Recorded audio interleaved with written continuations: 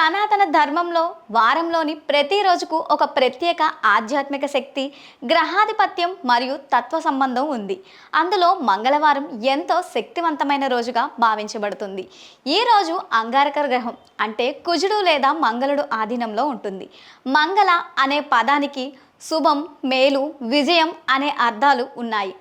అంగారకుడు ధైర్యం, వీరత్వం, శక్తి, సంకల్పం మరియు కార్యసిద్ధి వంటి గుణాలకు ప్రతీకగా పరిగణించబడతాడు. అందువల్ల ఈరోజు శారీరక, మానసిక మరియు ఆధ్యాత్మిక శక్తులను మేల్కొల్పే ప్రత్యేక సమయంగా భావించబడుతుంది. మంగళవారం అనే పేరు మంగళ లేదా అంగారక గ్రహం నుండి వచ్చింది. వేద జ్యోతిష్య శాస్త్రంలో అంగారకుడిని భూమిపుత్రుడు అని పిలుస్తారు. పురాణాల ప్రకారం ఆయన భూదేవి మరియు పరమశివుని అనుగ్రహంతో అవతరించిన దివ్య శక్తిగా చెప్పబడుతున్నారు. అంగారకునిలో అగ్నితత్వం ప్రధానంగా ఉంటుంది. అగ్నితత్వం జీవశక్తి, కార్యశక్తి మరియు రూపాంతర శక్తికి ప్రతీక.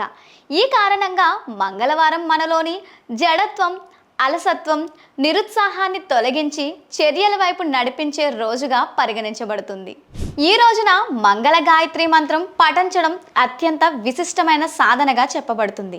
మంగళ గాయత్రి మంత్రం: ఓం అంగారకాయ విద్మహే శక్తిహస్తాయ ధీమహి తన్నో భౌమ ప్రచోదయాత్.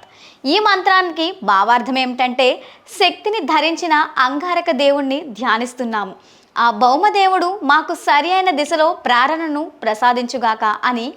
ఈ మంత్రం కేవలం గ్రహశాంతి కోసమే కాదు, మనలోని అంతర్గత శక్తిని మేల్కొల్పేందుకు కూడా ఉపయోగపడుతుందని విశ్వసించబడుతుంది.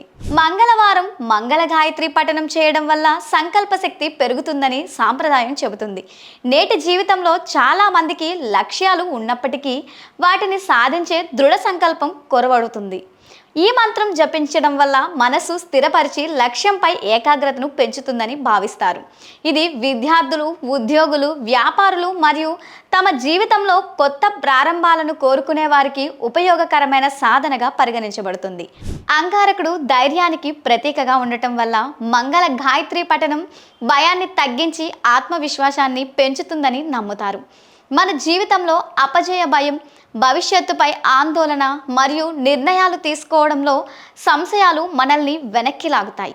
ఈ జపం ద్వారా మనలోని అంతర్గత ధైర్యం మేల్కొని జీవితాన్ని మరింత సానుకూల దృక్పథంతో చూడగల సామర్థ్యం పెరుగుతుందని భావించుతారు. జ్యోతిష్యపరంగా అంగారకుడు శరీరంలోని రక్త ప్రసరణ, కండర శక్తి మరియు శారీరక దృఢత్వంతో సంబంధం కలిగి ఉంటారని చెబుతారు. అందువల్ల యోగా, వ్యాయామం, కొత్త ఆరోగ్యకర అలవాట్లు ప్రారంభం వంటి కార్యక్రమాలకు మంగళవారం ఎంతో అనుకూలమైన రోజుగా పరిగణించబడుతుంది. ఈ రోజున ధ్యానం, సేవా కార్యక్రమాలు మరియు ఆధ్యాత్మిక సాధనలు చేయటం కూడా ఎంతో శుభప్రదంగా భావించబడుతుంది. ప్రత్యేకంగా మంగళవారం శ్రీ హనుమంతుని ఆరాధనకు ఎంతో విశిష్టమైనది. హనుమంతుడు ధైర్యం, బలం, శక్తి మరియు సేవాభావానికి ప్రతీక. అందువల్ల మంగళవారం గాయత్రితో పాటు హనుమాన్ చాలీసా పఠనం చేయడం కూడా ఎంతో శ్రేయస్కరమని సాంప్రదాయాలు చెబుతున్నాయి. గణపతి ఆరాధన, అదేవిధంగా మంగళవారం రోజున సుబ్రహ్మణ్యేశ్వరుని కూడా పూజ చేస్తే ఎంతో శుభ ఫలితాలు కలుగుతాయి.